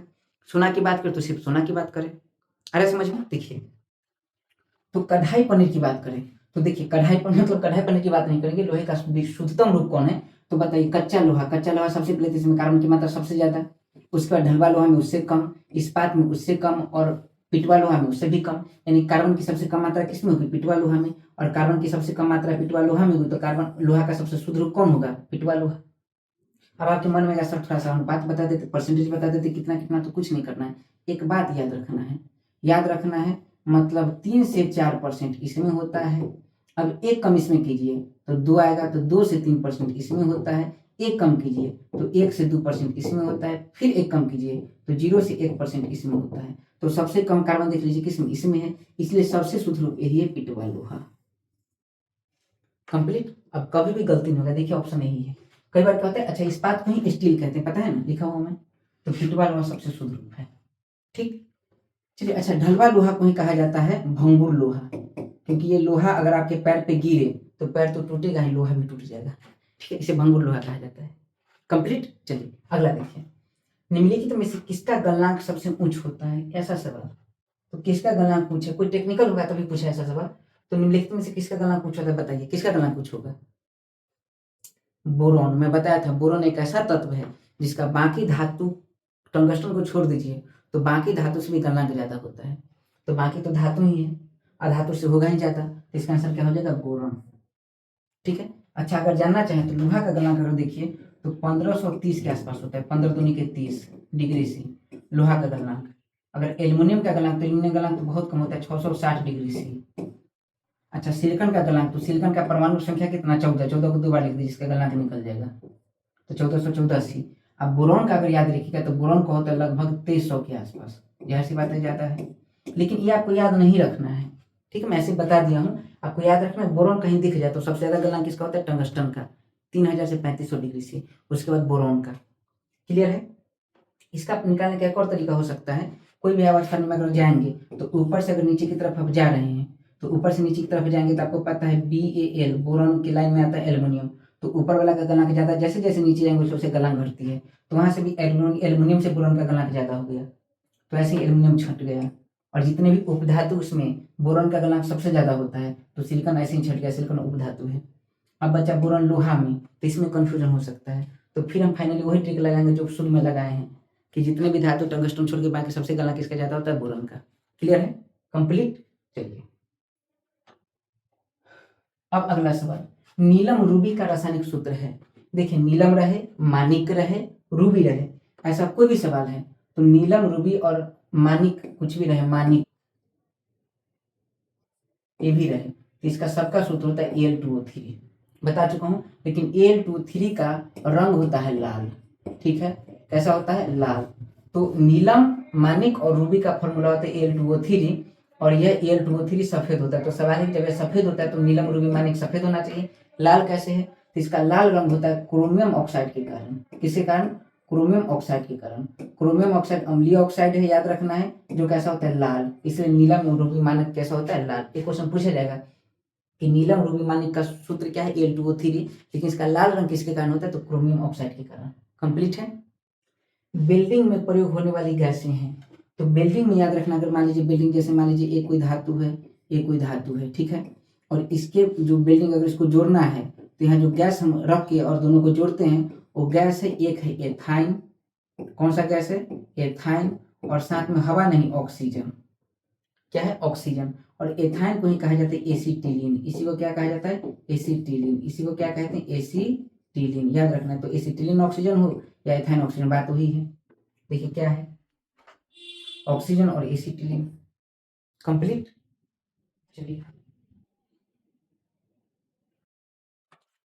गैल्वेनाइज्ड लोहे की पाइप पर होती है। देखिए लोहा तो ठीक है, और जहां गैल्वे वर्ड आएगा, गैल्वे मतलब होता है जिंक, जस्ता। ठीक है, तो गैल्वेनाइज्ड कहीं भी वर्ड आएगा, गैल्वेनाइज्ड मतलब होता है जिंक का परत। तो लोहे पर, लोहे के पाइप पर किसका परत? जिंक का परत। तो जस्ते हो गया आंसर। ये तो बहुत आसान सवाल है। वह तत्व जो मानव पसीने के माध्यम से उत्सर्जित होता है। एक तत्व निकालने का सिंपल तरीका है। मानव शरीर में कौन कौन सा तत्व पाया जाता है बताइए। तो इसका मैं एक तरीका बता चुका हूं, अगर आपको याद होगा, मैं धातु धातु के लेसन पढ़ा, उस लेक्चर को जरूर देखिएगा, आपके एग्जाम में डायरेक्ट फायदा होगा। ठीक है, 1.5 घंटे के आसपास का लेक्चर है, एक बार 2 के स्पीड पर मतलब देख लीजिए। तो उसमें बता चुका हूँ कि मानव के शरीर में जो तत्व पाए जाते हैं वो क्या है, तो याद रखना है, ओ चनका, ओ चनका, पीके से NaCl मांग लो। अब देख लीजिए क्या पाया जाता है, oxygen, carbon, hydrogen, nitrogen, calcium, phosphorus, potassium, sulphur, sodium, chlorine, magnesium और आयरन। अब इसमें से क्या क्या मिल रहा है तो देख लीजिए। गंधक, देखिए सल्फर यहाँ है तो गंधक तो निकलता ही है। लोहा, तो लोहा तो निकलता ही है। अब यहीं से आगे क्यों जाए, हालांकि मैग्नीशियम भी मिल ही रहा है। ठीक है, तो आगे क्यों जाए, तो उपयुक्त में से एक से अधिक यही आंसर होगा। कंप्लीट है। जो बॉडी में पाया जाए तो पसीने के माध्यम से निकलेगा। चलिए अगला सवाल, निम्न में से कौन सा एक अलौह धात्विक खनिज है। अब देखिए धात्विक खनिज 2 प्रकार के होते हैं। कितने प्रकार के? 2 प्रकार के धात्विक खनिज। कितने प्रकार के होते हैं? 2 प्रकार के।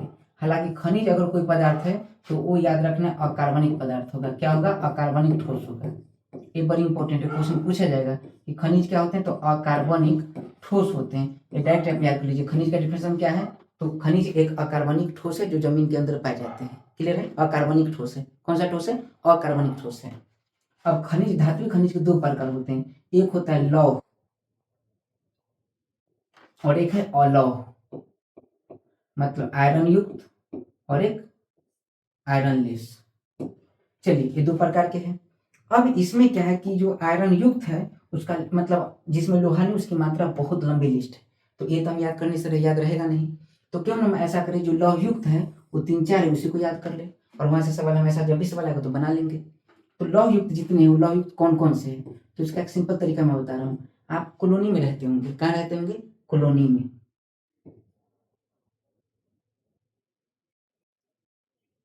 सर कॉलोनी नहीं सर, कॉलोनी होता है। कॉलोनी लिख रहा हूँ मैं, कॉलोनी आपको याद रखना है। अगर आप कॉलोनी में रहते हैं और उसमें कभी कहीं से सीआर आ गया, क्या आ गया? सीआर,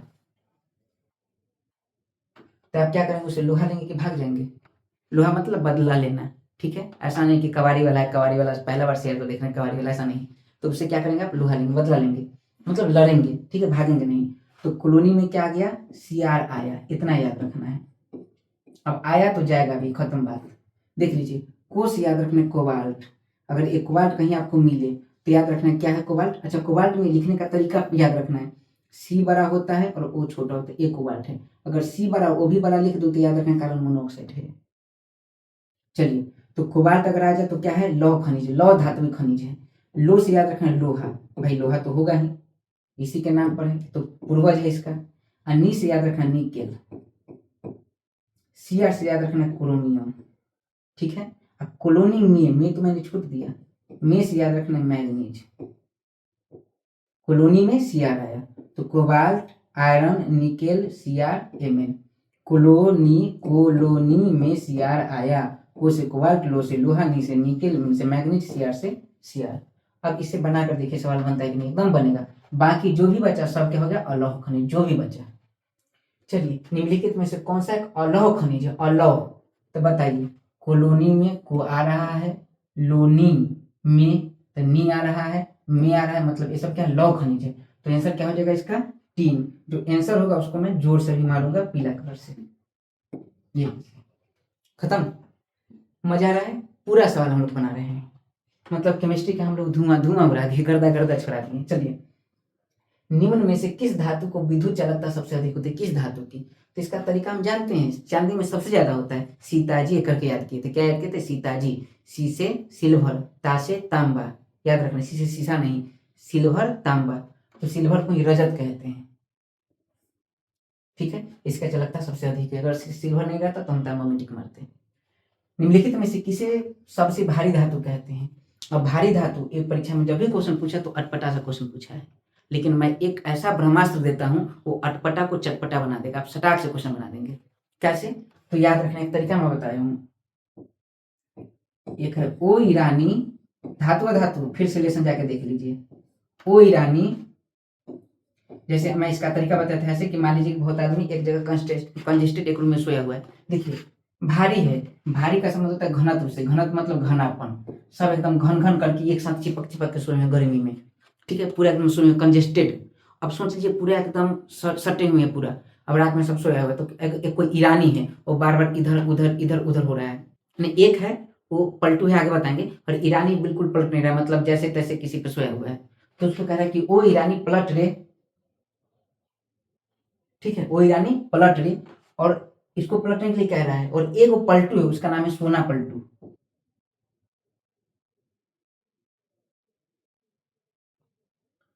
सोना पलटू से तंग होकर, मतलब इससे क्या होगा, इतना बड़ा तरीका है, इससे क्या होगा कि जितने भी सवाल बाहर से होंगे सब सवाल बन जाएंगे, हार्ड से हार्ड सवाल। सोना पलटू से तंग होकर यूं पारा हाई हो गया। एक दो बार बस इसे सुन लेना है बस। देखिए ओ से याद रखना ओस्मियम, सबसे भारी धातु। उसके बाद ईरानी से याद रखना इरेडियम। उसके बाद प्लेट से प्लेटेनियम।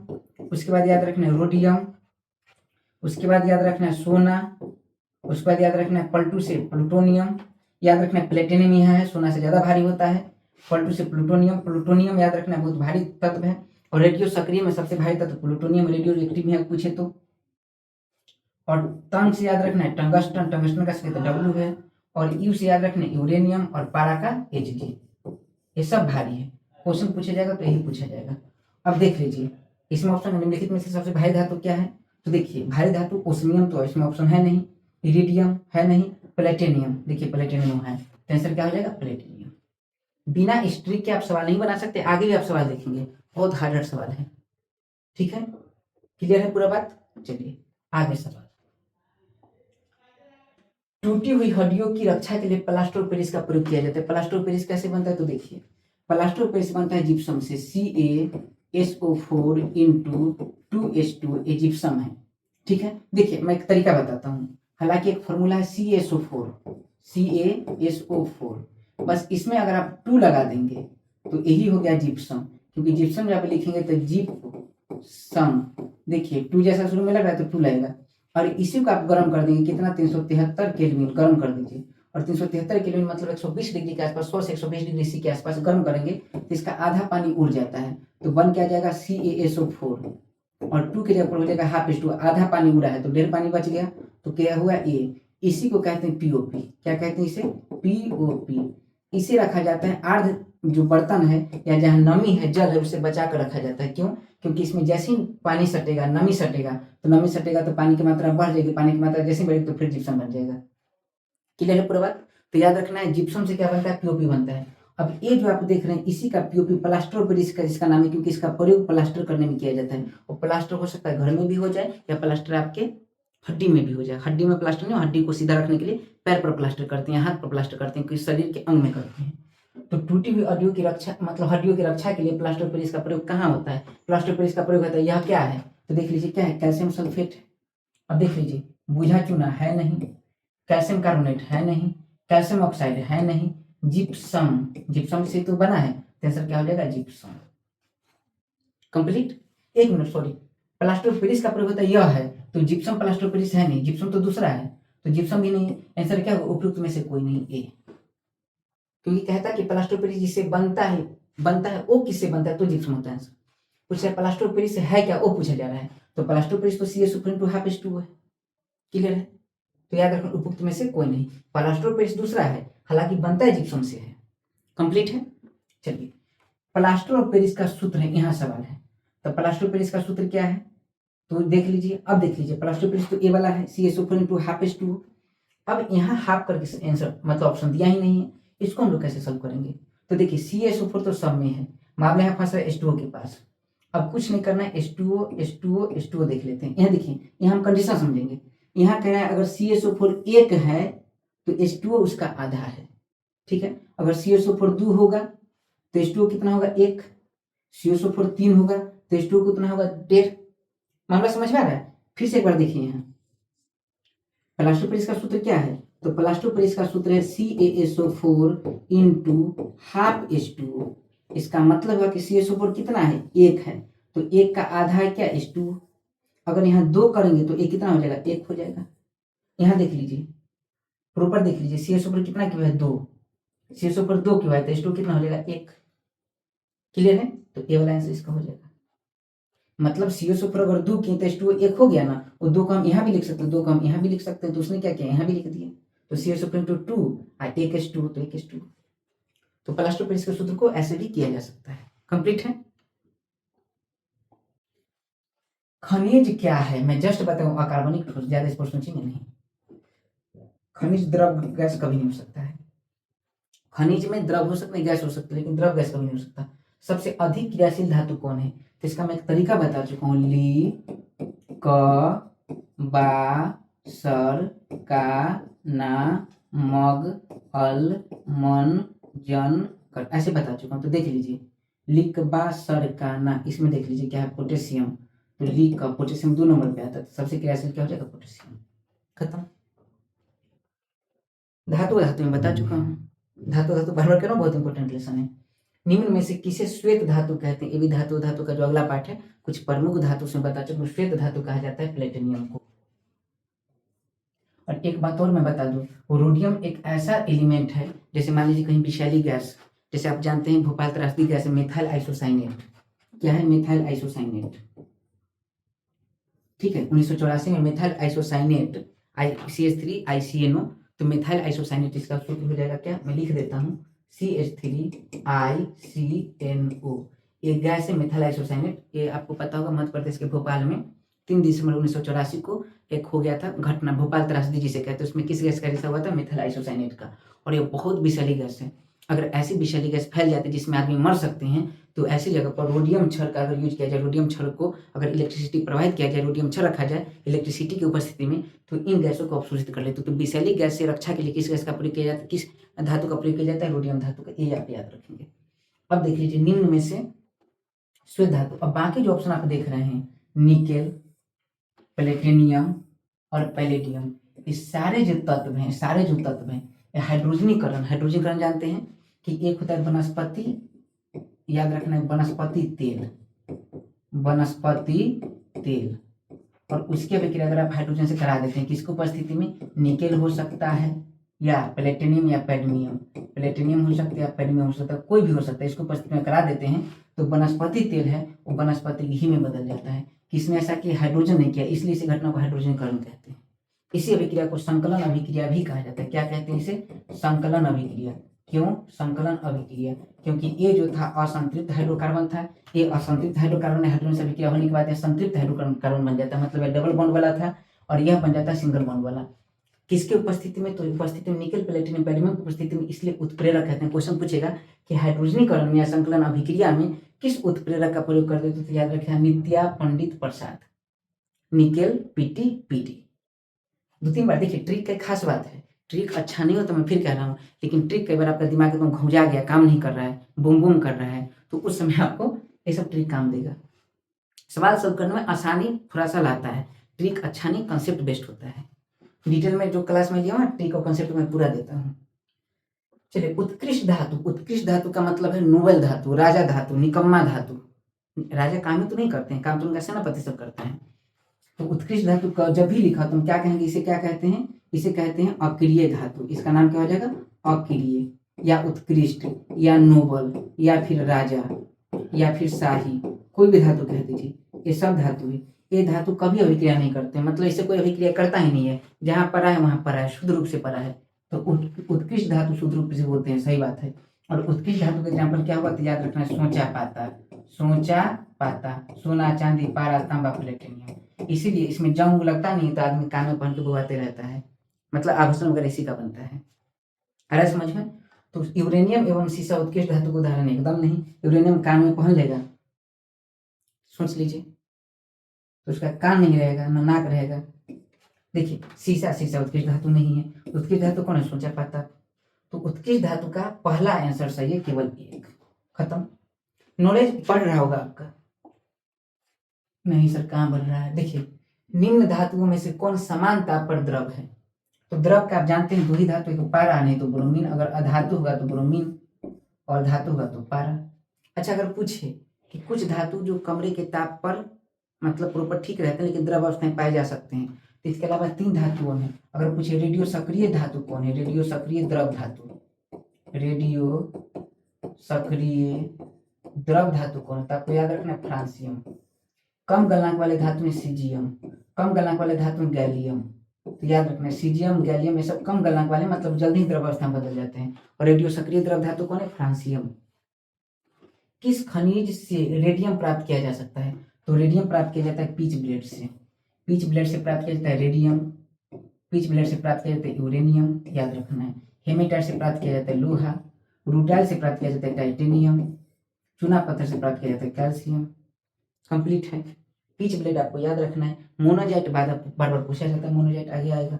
चलिए वायु में थोड़ी देर पर रखने पर किसी धातु के ऊपर हरे रंग का बेसिक कार्बोनेट, हरा रंग का जंग लगता है तांबा में, धातु पढ़ा चुका हूँ। तो तांबा का ऑप्शन है भैया तांबा।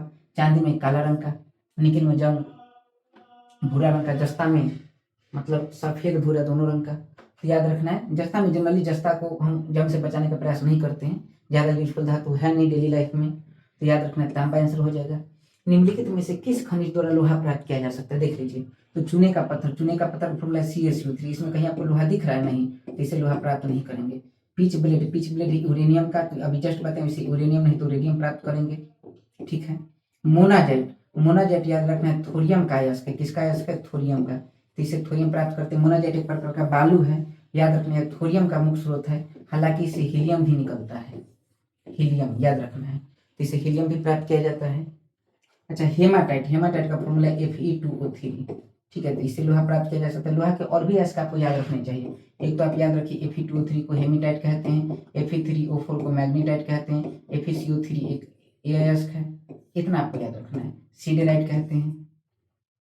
ठीक है, कंप्लीट। चलिए थैंक यू।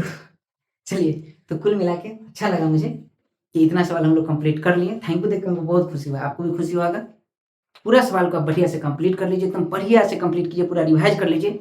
आप यकीन रखिए केमिस्ट्री में आपका पूरा बढ़िया मार्क्स मिलेगा, आपको फायदा मिलेगा। और अगर आपको क्लास पसंद आता है, समझ आता है, तो कुछ ऐसे बच्चों तक पहुंचाइए जो आर्थिक खराब स्थिति के कारण या फिर किसी भी वजह से, और भी कई वजह हो सकते हैं, कई बड़े बड़े कोचिंग में क्लास नहीं कर पाते हैं, उनको केमिस्ट्री में समस्या है। तो मिलते हैं अगले क्लास में कुछ केमिस्ट्री के नए सवाल लेकर जो BPSC PO में पूछे जा चुके हैं। तब तक के लिए जय हिंद जय भारत।